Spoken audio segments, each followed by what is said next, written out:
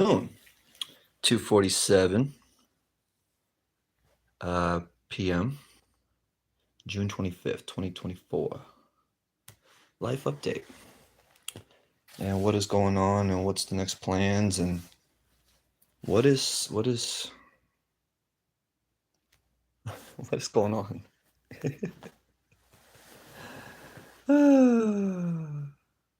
I don't want to bore you and I don't want to waste anybody's time. Obviously farming season's taken off and what's already out there is out there and it's growing. I'm training plants right now, warming them up for next year. Got the backyard citrus, 10 plus trees, about 12 dwarfs, about green acres. And then I got peach, nectarine, that kind of fun stuff as well. In the back, all dwarfs, green acres, probably about, I'd say 20 fruit trees total. That's in the ground this year that are just warming up. Then I got that fig in the back that I bought with the house that I've been training, keeping it low to the ground and very fruitful. The Japanese plum, just picked my first one today, officially ripe. Picked another one last week, but it wasn't good. So they're finally coming in. That's good too. Training that, cleaned it up a lot to make sure uh, it grows back a lot bigger, a lot stronger, a lot more fruit, and they need haircuts. So I cut down a little more this year to not have to worry about cleaning her as much in the future, next 2-3 years. You do want to give her a nice little cleanup every year, but I really cleaned it up this year. I haven't touched her in a few years. The plum, Japanese plum, bought it with the house as well. The cherry behind the Japanese plum in the back, cleaned her up as well. Actually got it trained, bent over, so she's like low to the ground, but she still has all her shoots coming up. So it's gonna be like this nice, cool little canopy. That I have a little bench under the tree. I had my kittens with their crates under there. I moved them because I didn't want it to get smelly. Really cool setting. I like the way things are coming out. Back there, I have weed guards. I got carpet. Weeds are staying down. Um, my biggest frustration right now is not having transportation. That's number one. Um, and then having the finances, the opportunity through this house that again, I'm like stuck. It's again just I guess life isn't fair, but this is just wrong. I mean, God have mercy. Um, you got people that don't want to do anything, and then you got people that can't wait to do everything. All right, so the house, transportation, because I have farms that I can actually go out to and start working on. Work for them, uh, side contracts, spraying gardens, starting plants, propagating. They got vineyards. They got fruit trees. Sky's the limit. Beyond going out and collecting random fruit trees that I can find in backyards, where I can literally take the fruit into supermarkets or whatever, and not waste the product. We have restaurants local that love local farm to fork kind of vibes. Again, there needs to be somebody that even wants to do this passionately and that's going to do it and not just talk about it, pray about it. With all that in motion, I have a lot of stuff right now in my house that I've been waiting for this transition. Beyond, of course, a baby just being born 10 weeks ago that I've planned with the baby mama, specifically, first thing we agreed on. We're making a baby with or without the marriage, the complications, the relationship, whatever. And we slowly got closer and closer. We tried to make it work, and marriage is very serious. You really want to do it right, and you don't want to just do it right for the wrong reasons. And people change. Love changes. Motivation changes. Nothing against the kids. I love your kids. But that is a big transition where once there's kids in the let's say you guys fall in love from the very start, high school sweethearts and love all your life, this and that, and all of a sudden there's kids, that transition is so powerful. It's so beautiful. It's so moving because there's a lot of emotions that start getting built up. Specifically with females, I heard their hormones change completely once they have their first baby, from them smelling stronger now and all kinds of other weird stuff. But well, let's not get into all that. I'm not a therapist and I'm not here to judge. With all this going on, uh, beyond America changing, beyond technology forming us, social media directing our minds and motives, and we're all living in a really weird cyber vibe life type right now. And it's not getting any better or easier. So, bottom line, while we are still here and the AI hasn't taken over, it'd be smart for us to really join together as a team and put things in motion. Uh, I keep repeating myself, and I love it how it's never too late. Just like Noah, Noah kept doing his thing, no matter what. God's plan. Uh, but come on, don't you guys want to have fresh, clean water, fresh, clean produce, fresh, clean air, fresh, clean streets? And again, it's these domino effects. I get it. We can't save the tree, the world.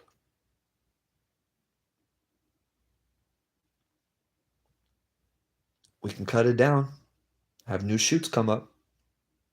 We can transplant the tree to a whole new environment, private, right? Greenhouse, indoors. We can take the fruit off the tree. We can clone the tree, graft the tree. Not graft, clone the tree. The best shoots, the ones that are going to produce the most fruit. And we're going to put them indoors, private. You get what I'm going with this? Hurry. Yes, the programs are only building. Yes, we need to save everybody and their homeless lists and job opportunities, and things aren't getting any better. I really wanted to feel my father. This is deja vu right now. I am in his shoes, in his steps, in his vibe, all of it. Except, God have mercy, an immigrant coming to America in 1990 and then dying in 2004. 14 years coming to America, creating two major corporations in the Russian community. That out of those corporations, the people that took off and started their own companies, taking some of his business, this and that, whatever, God have mercy, they're all just, daddy should have been pulling in $10 million a year right now. Easy. That's not including any other, of course, cannabis opportunities and this and that. So, with all this said, dad, 14 years from start to finish, in the last 3 years of his life, drinking himself to death, laying in bed, Smirnoff, single proof, handle a day. And we won't get into detail on how everybody keeps trying to help when really you're not helping. You're actually hurting, killing them. Right, Mom? So, side note, watch who you're drinking with or where you keep your bottle. With all this going on in this world, we just got out of COVID. We had a huge, massive house crisis. That took some time for real estate to come back. I'm finally now on top with this real estate, and it's been going on top, and there's been a few close calls where I'm just like, I'm really ready to make the move, and I want to do it right. I want to do it honestly, loyally. I love my city. I really love Sacramento with all my heart. I really do. This city is so beautiful. So much opportunity, so much resource, so much love. So clean, so many adventurous energies, mountains, rivers, athletics, creative, nature, geez, all of it. And the entertainment. We're only getting bigger and stronger and louder. Let's not judge. We're all different. I'm really confused why I'm literally getting all the fingers pointed out. I mean, I'm just like, dude, are you guys out of your minds? Have you seen the streets? Have you seen how people are acting? Why are you? First off, go ask my school. What do you call them? School classmates all my life. They always called me crazy, and I'm like, yeah, I never understood that word. That's why I hate that word now, because being different crazy are two different things. I'll be honest. I had a moment where I feel like I've really like tilted over, like really went off the deep end. But it was never like a year or even a month into it or a week max. That kind of vibe where you're just like, holy stuff, I got to get out of this rut. And so back on point now at 34, uh, realizing that it's never going to change unless you put things in action. And this beautiful time I just did in jail 2 weeks ago, June 7th. It's wild. The whole story behind that. So my girl and I have been having problems. Baby mama and I have been up and down this whole time. It's never gonna work. It was never gonna work, and it should have never worked, and we were just not meant for each other. Amazing person. I'm not saying I'm a bad guy. Yeah. As always, we're mad at each other. We're gonna start making things up and this and that. I served her. I opened doors for her. Called her princess, queen. Only babied her. Turn the cheeks to everything. You know how attitude is, especially when you're pregnant, especially with you girls. Oh my Lord. Whatever it is, however it is, you need to just shake them bells, shake that, foundation, whatever it is. I don't know why you do it. Maybe you want a reaction out of me. Uh, I've been so stressed out throughout 15 years that I've really learned how to just self-cope, keep it to yourself. But at the same time, it's like, man, you got to belge. Is that what it's called? Belge, burp. um, so, anyways, her story and I, what really to finish things off at the very end. So we've been like talking about, well, one way. I don't like guys. I don't want to be in the same room with guys. But sexual love, fun. She's very sexual. I'm very sexual. We're both very, very sexual. And we were like, man, she's like, I like girls, cute girls, as long as they're cute, this and that.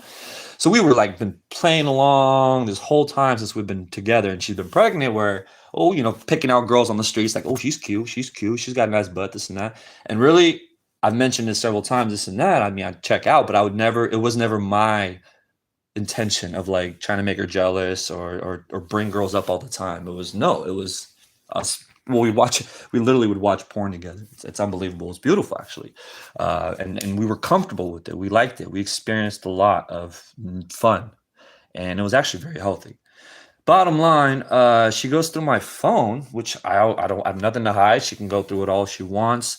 Oh, a girl called, this new girl off Facebook that we hit it off right off the bat. And I'm just looking for girlfriends, friends, we don't even have to have sex. Farmers, ranchers, musicians, artists, you get it. Same concept, same vibe.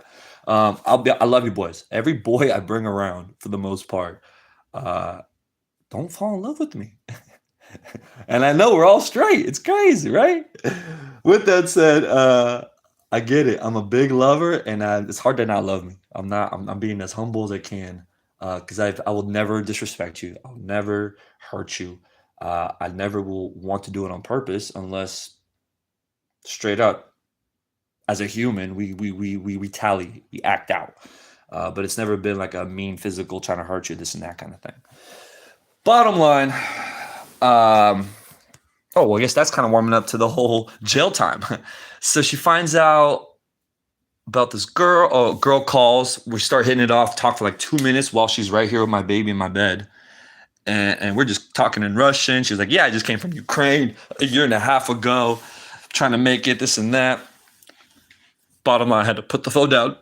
She flips out, this and that, starts going through my Facebook. Who else am I talking to, this and that? I'm like, dude, I don't talk to anybody, and there's nobody to really talk to. And if I did, I'd let you know. We'll have a get together.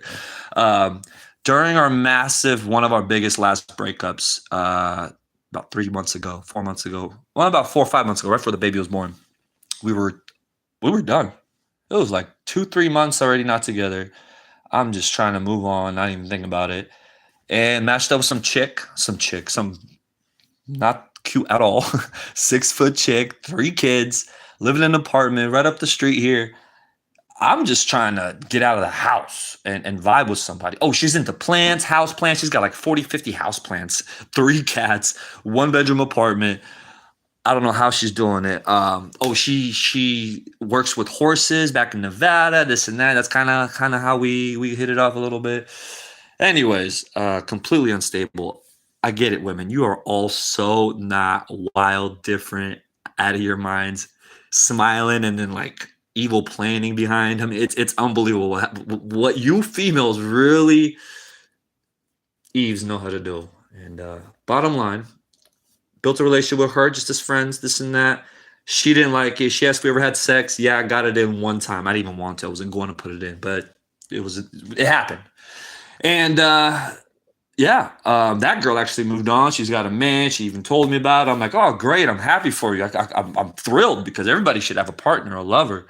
And with that said, she went through the whole Facebook ads or whatever I matched up with. There was nothing to find.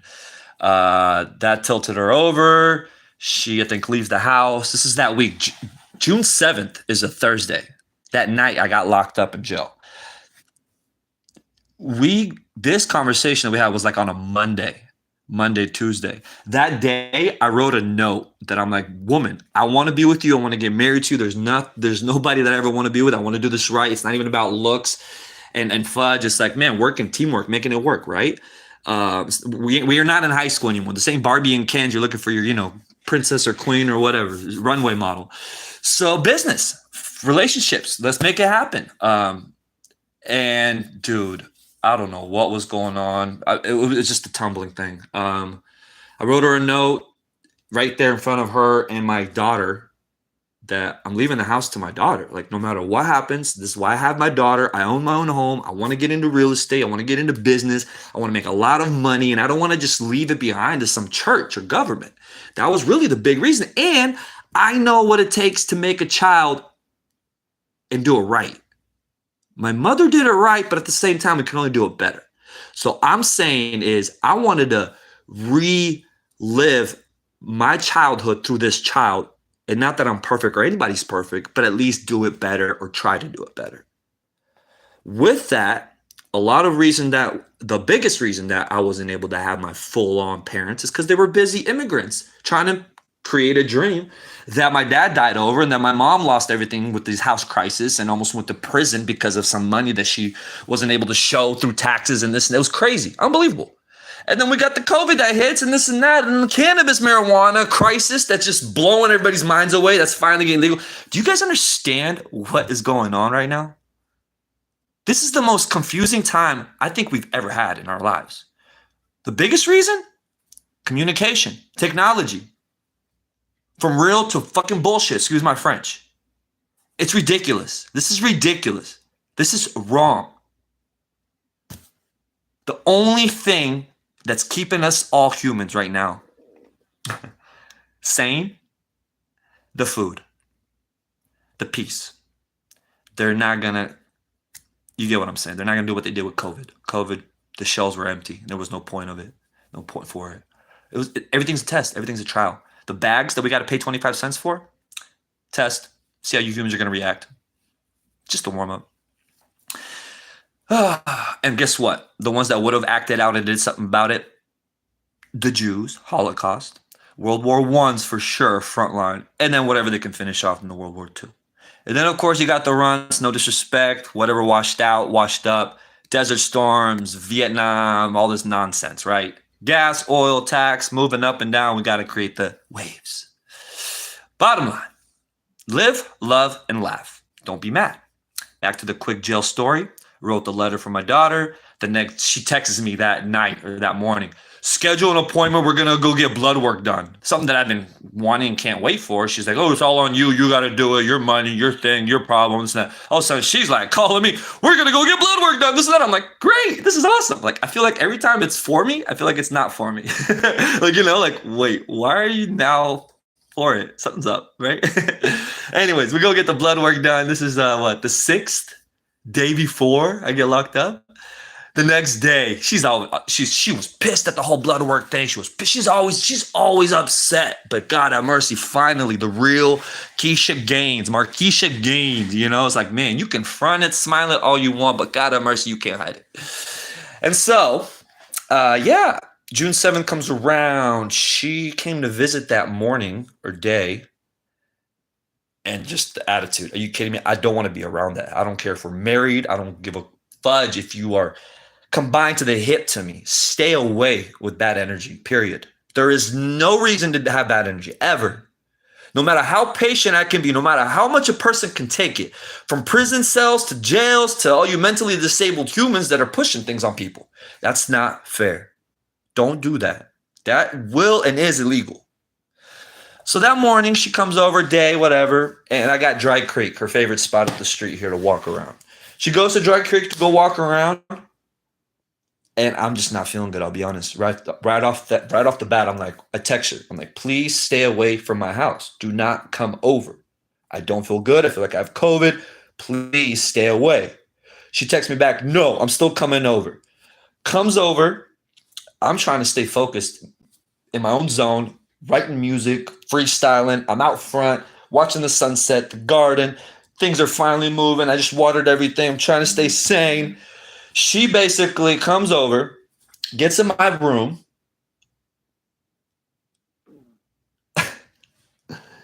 I tell her again, please leave. I need to get to bed, sleep. She doesn't want to leave. Next thing you know, she's like, cops are on the way.